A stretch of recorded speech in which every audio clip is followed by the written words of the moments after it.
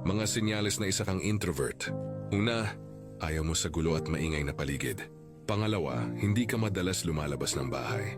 Saka ka lang lalabas kung may importante kang gagawin o pupuntahan.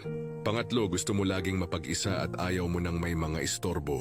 Pang-apat, kaya mong makipag-socialize pero may limitasyon. Pang-lima, kapag hindi ka komportable sa mga kasama mo, dinidistansya mo ang sarili mo sa kanila.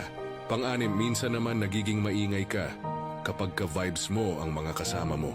Pang-pito, hindi mo alam kung paano magsimula o mag-response ng conversation sa ibang tao, kaya madalas ngumingiti ka na lang o di kaya tatahimik ka na lang. Pang-walo, hindi ka rin expressive na tao, kaya madalas kang ma-misinterpret ng tao.